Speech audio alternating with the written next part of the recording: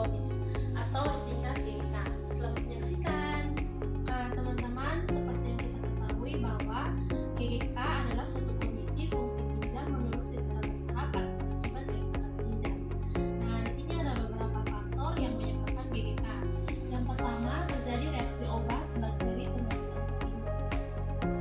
Nah, hal ini masuk ke ginjal dan menyerang glomerulus. Nah, di mana glomerulus adalah bagian ginjal yang terdiri dari jaringan kapiler dan akan menyebabkan peningkatan produksi sel endotel di glomerulus.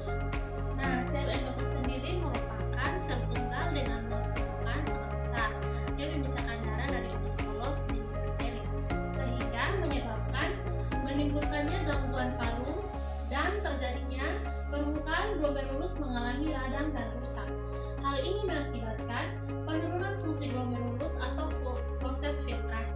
Dan dari proses filtrasi menyebabkan terjadinya infiltrasi darah, sisa metabolisme dan cairan darah ginjal, sehingga akan terjadi laju GFR atau glomerulus filtration rate. Dari glomerulus filtration rate akan menyebabkan peningkatan permeabilitas kapiler glomerulus, sehingga terjadinya fungsi ginjal menurun, dan itu akan menyebabkan GGK, dimana biasa disebut gagal ginjal kronis. Dan dari gagal ginjal kronis akan dibagi lagi dalam beberapa penyebabnya. Yang pertama, sekresi endotoksisis menurun. Nah, dari sekresi endotoksisis menurun, seperti yang kita tahu bahwa fungsi ginjal juga memproduksi hormon eritropoietin. Ini menghasilkan eritrosit atau sel merah. Nah, sehingga terjadinya produksi hemoglobin menurun dan akan menyebabkan anemia. Dan diagnosa keperawatan yang diambil adalah terapi.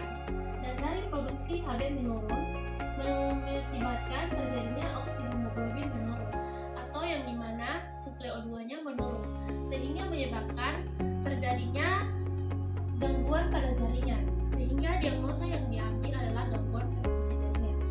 Dari oksihemoglobin menurun dan menyebabkan suplai O2 menurun, bisa menyebabkan seseorang dengan GGK akan mengalami intoleransi aktivitas, sehingga diagnosa yang diambil adalah intoleransi aktivitas.